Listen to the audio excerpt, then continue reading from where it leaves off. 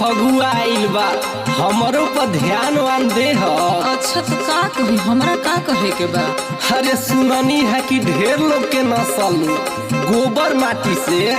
अरे अपन जीजो जी के बात मानो, कुछ ध्यान वान दे दो। बातें मानो हो, बातें मानो साली जन कराव जी हजूरी। होलिया में रंगे दो ना अंगूरी से ढोढ़ी।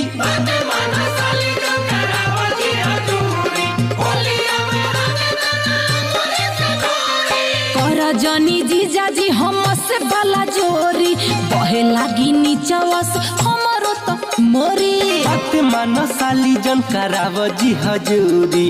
होलिया में रंगे तो ना अंगूर से ढोढ़ी।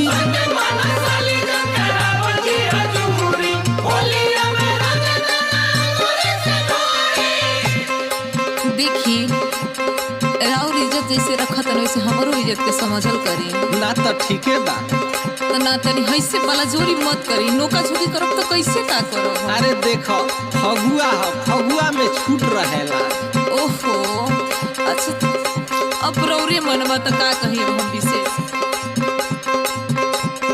बातें मानो साली जन कराव जी हजूरी। होलिया में रंगे तो ना अंगूर से ढोढ़ी।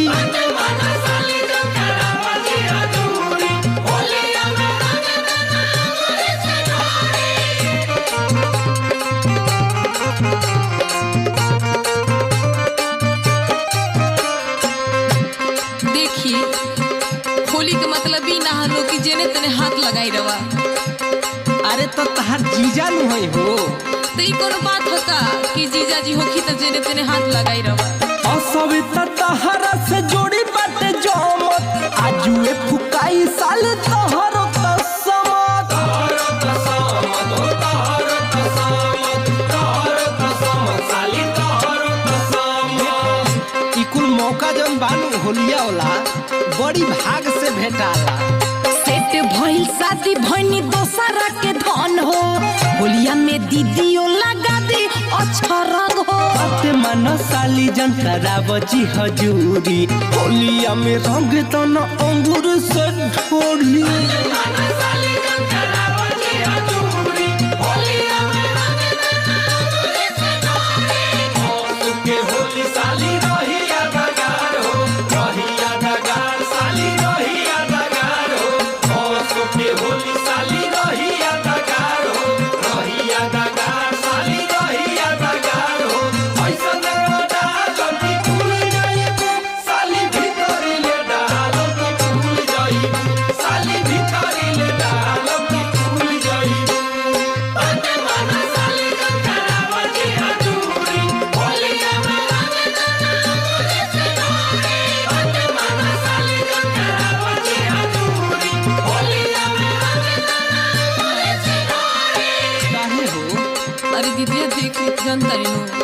अरे पागल हो, केहू ना जाने। अरे बड़ा बवाल हो जाए।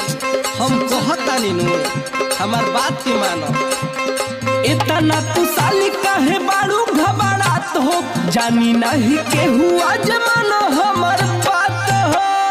मानो हमार बात साली, मानो हमार बात हो। मानो हमार बात साली, मानो हमार बात हो। अरे हमार साली देखो टेंशन मतलब वो हमारा रहते।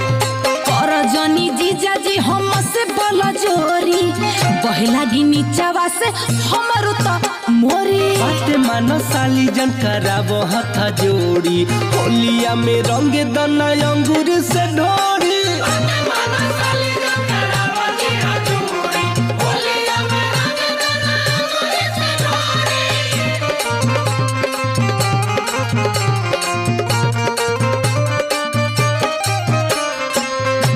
बतावो कि तू हमार साली हो तना छटपटा ताड़ू काहे? तो एकर मतलब का है?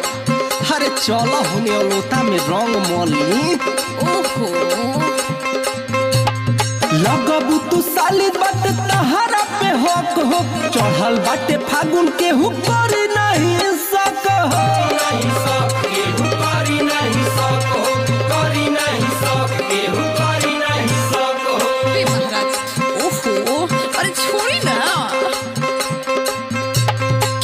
लिहल कुआं रही में संग ही कसम हो पापे के भागी आज बन गईनी हम हो बात मानो साली जन कराब जी हजूरी होलिया में रंग दोना अंगूर से ढोरी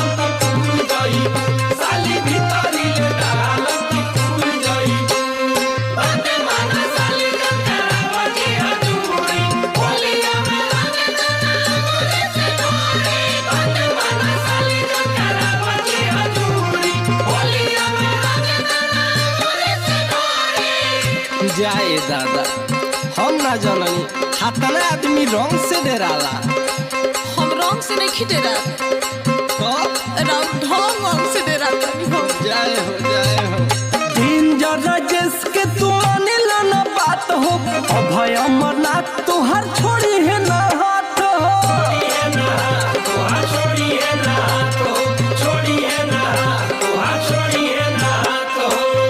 देखी जीजा जी एगो प्रॉमिस करी कि अंगूरी ना लगाई और जनी जीजा जी हम से बाला जोरी बहे लागी नीचावा से हमरो तो मोरी बात मानो साली जन कराब जी हजूरी होलिया में रंग दोना अंगूर से ढोरी